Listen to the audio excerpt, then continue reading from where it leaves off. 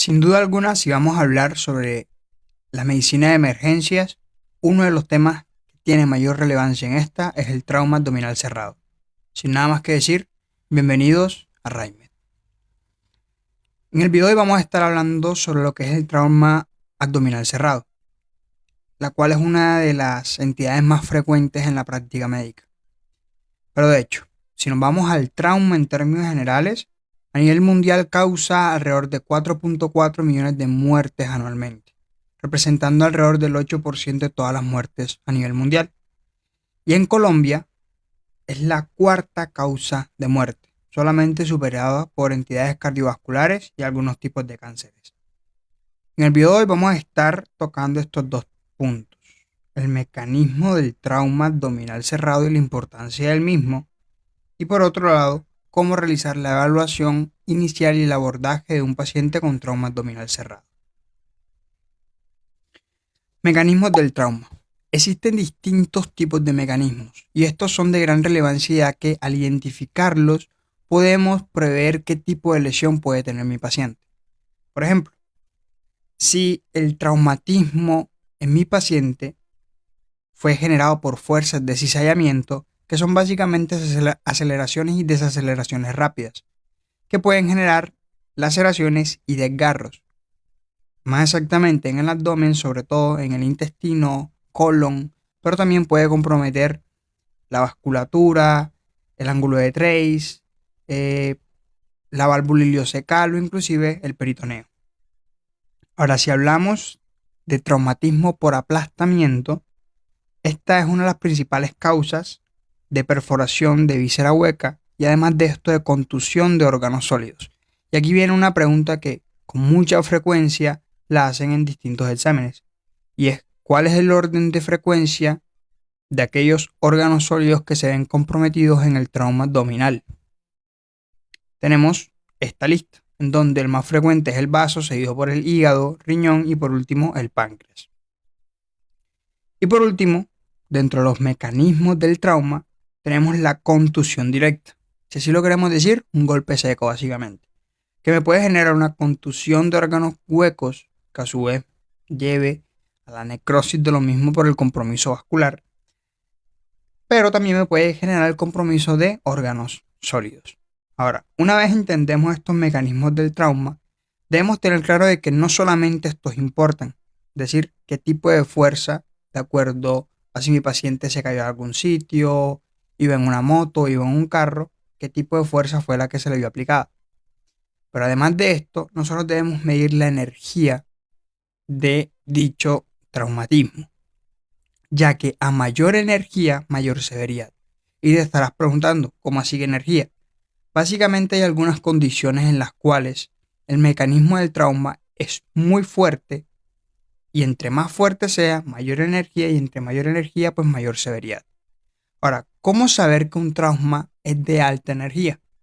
Para ello existen predictores que ya están descritos desde hace muchos años, que son estos de acá, donde tenemos que se consideran como predictores de trauma de alta energía: una caída de más de 20 pies de altura, es decir, más de 3 metros, compresión del vehículo mayor a 12 pulgadas en la cabina o mayor a 18 pulgadas en el resto del chasis, velocidad del vehículo, si es una motocicleta, mayor a 35 km por hora, y si es un automóvil, mayor a 60 km por hora, eyección de ocupantes a través de parabrisas o ventanas, y muerte de algún pasajero en el sitio del accidente, es decir, algún acompañante de mi paciente.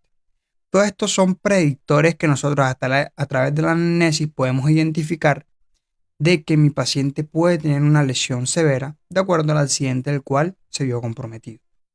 Ahora, por ley, todo paciente con un trauma de alta energía, es decir, que cumpla con estos criterios, se le debe realizar un TAC abdominal sin tener en cuenta su estado hemodinámico, porque el mero hecho de tener una lesión de tan alta energía lo predispone a tener lesiones severas, y es por ello que se solicita el TAC de entrada. Muchas veces el paciente puede estar totalmente asintomático, extremadamente bien en la urgencia, pero de un momento a otro se torna taquicárdico, hipotenso, se coloca mal, y es justamente por eso, porque tuvo un trauma de alta energía que lo llevó a una lesión que poco a poco fue afectando su hemodinamia hasta que se manifestó. Ahora, en la evaluación inicial, ya cubrimos lo que es el mecanismo del trauma. Es importante también averiguar el tiempo de evolución, ya que esto va a impactar de forma positiva o negativa en la mortalidad de los pacientes. Además de esto, debemos recordar de que nuestros pacientes con trauma abdominal cerrado, si bien en ocasiones solamente tienen dicho trauma, en la gran mayoría de las veces son pacientes politraumatizados, que no solamente tienen ese trauma en el abdomen, sino también un trauma craneoencefálico, un trauma en columna cervical, trauma en pelvis, en miembros inferiores, superiores. Entonces, debemos realizarle un abordaje integral, no solamente enfocarnos en el trauma abdominal en este caso. De ahí radica la importancia de que a estos pacientes pues yo le debo aplicar lo base de estabilización, lo que sería la ABCD, partiendo de estabilizar la vía aérea, ver si el paciente requiere una intubación endotraqueal, iniciarle manejo con fluidoterapia, para optimización de constantes vitales, etcétera, etcétera, etcétera. Ahora, no voy a hacer énfasis tanto en eso para no desviarme, sino que más que todo me voy a enfocar en qué hallazgos y cuál es la conducta a seguir en el trauma abdominal cerrado. Entonces, una vez yo estabilizo a mi paciente o inicio a realizarlo y ya me enfoco en el trauma abdominal cerrado, ¿qué voy a encontrar o qué debo buscar? En la inspección podemos encontrar equimosis o quemaduras por fricción. Es muy común la equimosis del cinturón de seguridad en aquellos pacientes que tienen accidente automovilístico, en donde, si bien el cinturón los protege de tener un accidente mucho peor o de tener un compromiso mucho peor, pues la mera fuerza del accidente puede provocar de que la persona, al tratar de inclinarse hacia adelante, el mismo cinturón termine comprometiendo o generando un trauma a nivel abdominal, que muchas veces lo podemos identificar con una equimosis en todo el trayecto de que va el cinturón de seguridad. A la auscultación, la peristalsis, cómo está, si está aumentada, si está disminuida. Esto nos va a hablar del compromiso, sobre todo de órgano hueco. A la palpación, el dolor abdominal y la irritación peritoneal, cualquier signo de la misma de gran relevancia. Y a la palpación, regularmente, pacientes que tengan un abdomen agudo secundario a un traumatismo abdominal cerrado, pues va a ser un abdomen timpánico. Ahora, esto por ley, cada vez que yo tenga un paciente con un trauma abdominal cerrado, yo debo descartar lesión de pelvis, lesión de fémur, de ano, pene y vagina. ¿Por qué? Porque son lesiones que se asocian entre sí. Me explico. Regularmente los pacientes con trauma abdominal cerrado tienden a tener también lesión de pelvis y de fémur, por ejemplo. Y caso contrario, si yo tengo un paciente con una fractura en fémur o un traumatismo en pelvis, debo descartar de que no tenga un trauma abdominal cerrado, ya que van con mucha relación. Esta parte, ¿a qué hago referencia? A que durante el examen físico a mi paciente y claramente en casos seleccionados, yo puedo realizar el tacto del rectal y el tacto vaginal.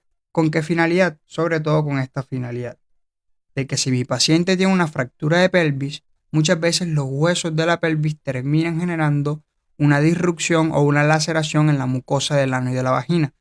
Y de esta forma puedo descartarlo a nivel del tacto, puedo identificar si existe o no este tipo de lesiones.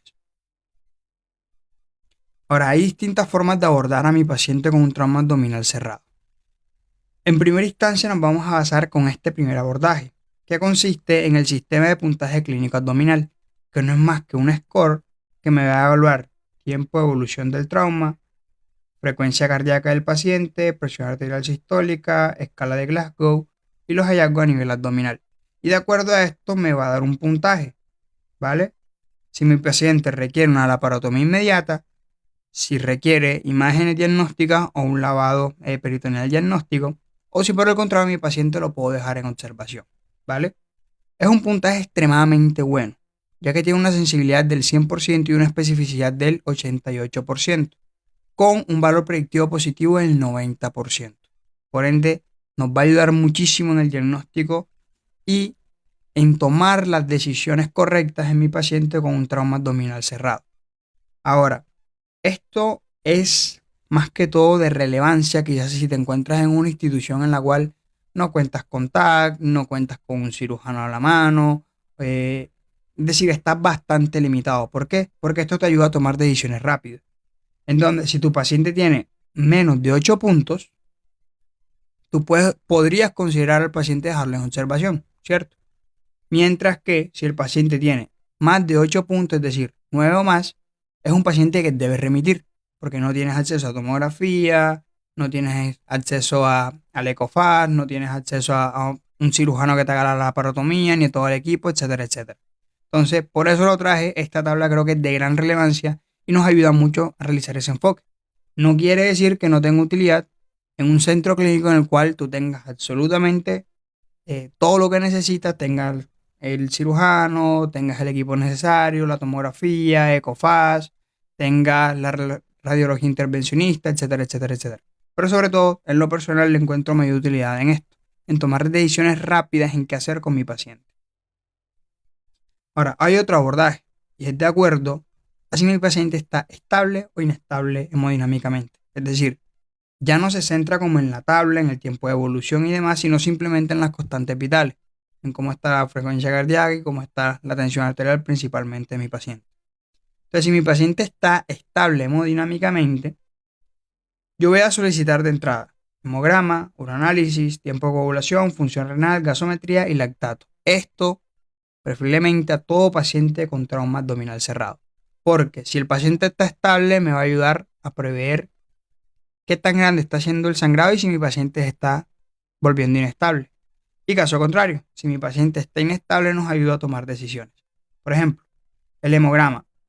El hemograma, lejos de centrarme en la hemoglobina, que muchas veces no va a tener esa variabilidad tan rápida. Es decir, si bien el paciente tiene un trauma abdominal y está sangrando, muchas veces la hemoglobina puede estar estable y el paciente aún así está sangrando. Entonces, ¿para qué solicitamos el hemograma? Principalmente para la medición del hematocrito, en donde un hematocrito por debajo de 30% me indica que hay un sangrado activo y que por ende debo tomar decisiones abruptas, ¿vale? El uroanálisis, ¿por qué? Porque los pacientes con trauma abdominal cerrado también pueden tener un trauma renal. Entonces, con el uroanálisis, si no tengo una hematuria manifiesta, una hematuria franca, yo podría solicitárselo para evaluar de forma indirecta si hay o no hay un compromiso renal. Los tiempos de coagulación, función renal, gasometría y lactato, sobre todo estos dos últimos, me van a ayudar a evaluar el estado ácido base de mi paciente y la perfusión del mismo, ya que regularmente si tengo un paciente con un trauma abdominal cerrado que tiene un sangrado activo, claramente vamos a tener un paciente con una hipoperfusión marcada que a su vez puede llevarlo a una acidosis, que claramente impacta negativo en la mortalidad del paciente. Pero ahora, esto es en todos los pacientes, ¿vale? Ahora, si mi paciente está estable, ¿qué voy a hacer? Vigilancia de signos vitales, vigilancia del abdominal y mantenerlo en observación. Ahora nos vamos a ir aquí al algoritmo. Esta tabla que básicamente nos explica todo lo que les he comentado con anterioridad. Entonces tengo a mi paciente con trauma, cerrado abdomen y el paciente está estable. Voy a evaluar el abdomen o voy a ver si el abdomen es evaluable. Ahora, ¿a qué hace referencia esto? A que mi paciente pueda responder a estímulos, a la palpación de si el abdomen es doloroso o no. Esto no aplica en pacientes con un trauma cráneoencefálico o un paciente con trauma raquimedular. ¿Por qué? Porque son pacientes que no están conscientes y muchas veces no podemos identificar la irritación peritoneal, el dolor y demás, o son pacientes que la sensibilidad puede estar afectada. Entonces, por eso en estos pacientes no se aplica el hecho de evaluar si el abdomen es o no evaluable, valga la redundancia, es decir, si es doloroso o no, básicamente. Entonces, si el abdomen es evaluable, es decir, yo lo palpo y mi paciente no tiene signos de irritación peritoneal, no tiene un dolor tan marcado y demás, puedo dejarlo en observación, ¿vale? Ahora, si estando en esa observación el paciente debuta con irritación peritoneal o inestabilidad hemodinámica, se va para la parotomía. Ahora, si el paciente está en observación y no tiene ni irritación peritoneal ni inestabilidad hemodinámica, le puedo dar alta. Ahora, ¿cuánto es el tiempo para mantener a mi paciente en observación? Esto depende mucho de acuerdo a la literatura donde lean. Pero en términos generales, oscila de 2 a 6 horas, ¿vale? De 2 a 6 horas yo voy a estar pendiente de los signos vitales de mi paciente, el dolor abdominal, de cómo va evolucionando. Si evoluciona bien, puedo darle salida, ¿vale? Ahora, si por el contrario mi paciente tiene dolor abdominal, pero está estable, o si mi paciente tiene un abdomen que no es evaluable, sea porque tiene un trauma craneoencefálico, un trauma raquimedular, le solicito la tomografía, ¿vale? Con la finalidad de encontrar una lesión de víscera hueca o de una víscera sólida. Ahora yo hago el TAC. Si el TAC sale negativo, mantengo a mi paciente en observación. Y entramos nuevamente al algoritmo. Si se torna inestable la parotomía y si se mantiene igual, salida. Ahora, si yo encuentro una lesión de víscera hueca, va directamente mi paciente para la parotomía. De gran importancia y entre más temprano mejor, ya que impacta en la morbimortalidad de los pacientes. Ahora, si mi paciente tiene una lesión de víscera sólida, puedo darle tratamiento no selectivo operatorio, o lo que sería igual a manejo conservador. Regálame un segundo. Ok, listo. ¿A qué hace referencia el manejo conservador? Básicamente a no llevar a cirugía a mi paciente, sino simplemente seguir monitorizándolo a pesar de que tenga un compromiso de una víscera sólida. ¿Y esto a qué se debe? A que en muchas ocasiones se llevaban a los pacientes a la parotomía, terminaban en esplenectomía, terminaban con una cirugía extremadamente grande en un paciente que no lo ameritaba en realidad. Y esto claramente impacta de forma negativa en los pacientes. Entonces, de ahí se empezó a tratar de que, mire, y si los pacientes con una lesión con víscera sólida podemos darle manejo conservador, y pues parece que sí. Ahora, ¿cuáles son los criterios para considerar el inicio del mismo? Estabilidad hemodinámica, tener un abdomen evaluable, es decir, que mi paciente no tenga trauma craneoencefálico ni trauma raquimedular, ausencia de irritación peritoneal, exclusión de lesión de víscera hueca, ya que esta sí se debe operar de forma urgente, y tener disponibilidad de todo el equipo necesario: tomografía, UCI, unidad de radiología intervencionista, banco de sangre, cirugía general, etcétera, etcétera. Entre más puntos de estos tenga, pues existe una mayor probabilidad de que sea exitoso ese manejo conservador. De hecho, si se cumplen con todos estos criterios, alrededor del 90% de los casos, los pacientes pueden salir totalmente bien sin necesidad de un manejo quirúrgico. Ahora, si mi paciente está inestable hemodinámicamente, ¿qué hago? Los paraclínicos ya mencionados sí o sí van: hemograma, tiempos de coagulación, función renal, uroanálisis, gases arteriales, lactato como base. Vigilancia de signos vitales de igual forma. Líquidos endovenosos, claro que sí, voy a iniciar a suministrar. Ahora, ¿cuánto de líquidos? Depende de tu paciente. Si tienes un paciente joven de 22 años, sin comorbilidades y demás, son pacientes que te van a tolerar mejor la fluidoterapia. Puedes darle volúmenes más altos: 1000, 1500, 2000, de acuerdo al contexto clínico. Pero si tienes un paciente anciano, cardiópata, no le puedes suministrar estos volúmenes, porque básicamente lo vas a encharcar y termina trayendo, además de toda la morbimortalidad generada por el traumatismo, el paciente termina con un edema agudo de pulmón o con cualquier otra complicación. Entonces, ¿cómo vamos a ir midiendo la efectividad de los líquidos? Y por esto me gusta mucho esta tabla, en donde me va a evaluar respuesta de los líquidos, si es rápida, si es transitoria o si no hay respuesta, y me va a ayudar a tomar decisiones frente a cuánta sangre está perdiendo el paciente, si necesita transfusión o no, y si va a necesitar una intervención quirúrgica o no. Por ejemplo, yo inicio fluidoterapia, inicio 1000 cc en mi paciente, y con estos 1000 cc sus signos vitales entran a la normalidad. Esto quiere decir que la pérdida sanguínea es menor al 15%, que es poco probable que mi paciente requiera una transfusión, pero que de igual forma debe estar bajo seguimiento por cirugía general en dado caso se torne inestable para llevarlo a la parotomía.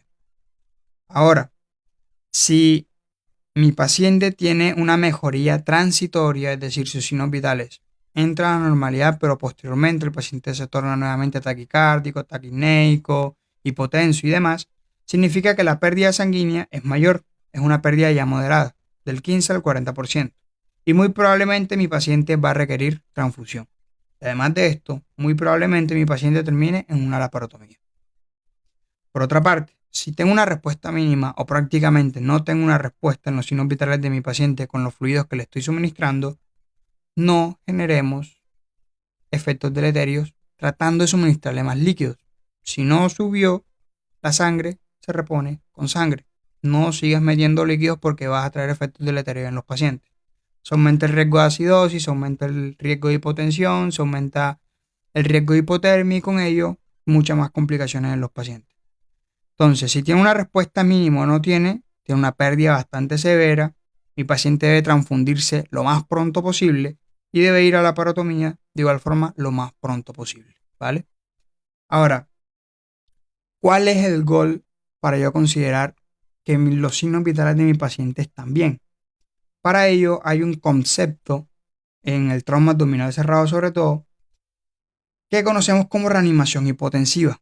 Surgió alrededor de 1918, en donde se identificó justamente lo que le estaba comentando con anterioridad, que aquellos pacientes que se les suministran altos volúmenes de líquidos versus los pacientes que teníamos un poquito un manejo más conservador, mucho más cuidado al suministrar los líquidos, evolucionaban peor los primeros, es decir, los que se les suministraban mucho más líquido.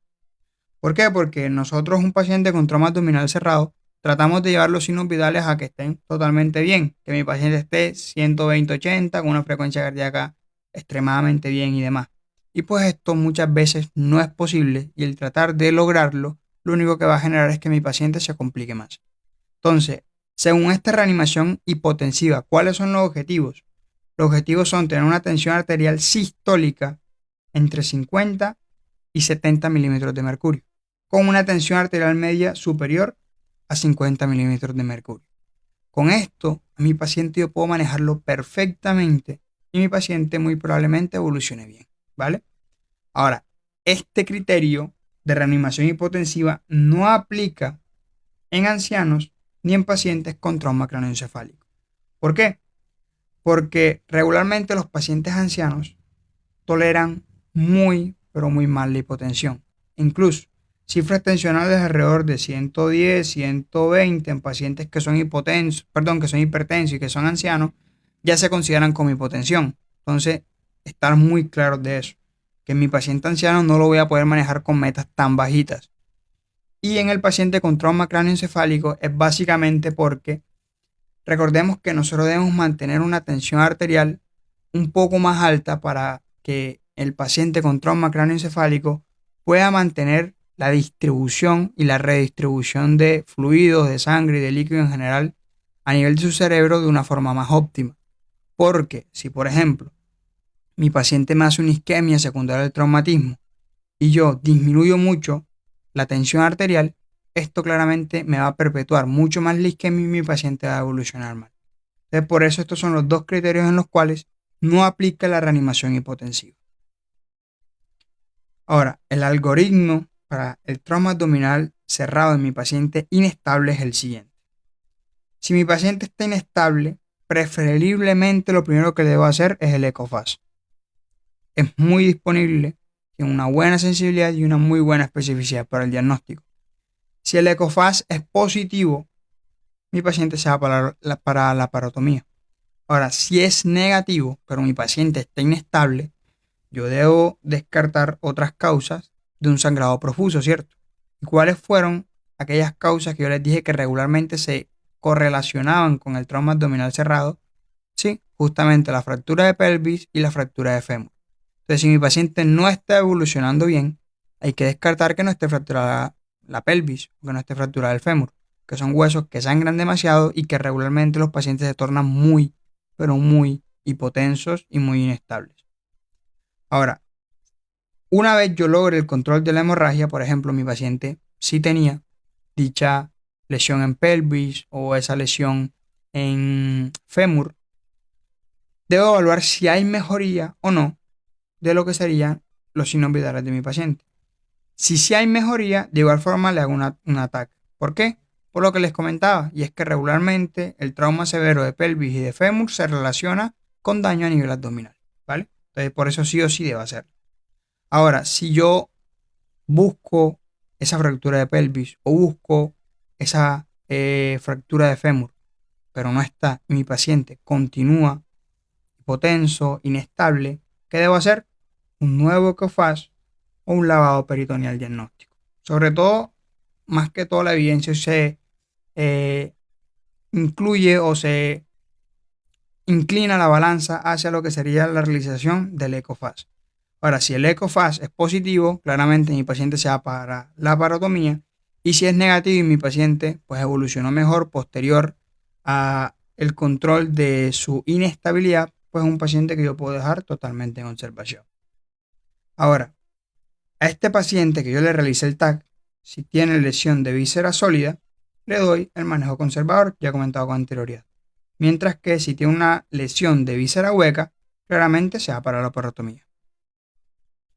Con esto hemos terminado el video, espero que te haya gustado. Si es así, considera suscribirte al canal y activar la campana de notificaciones para que estés atento a todo nuestro contenido.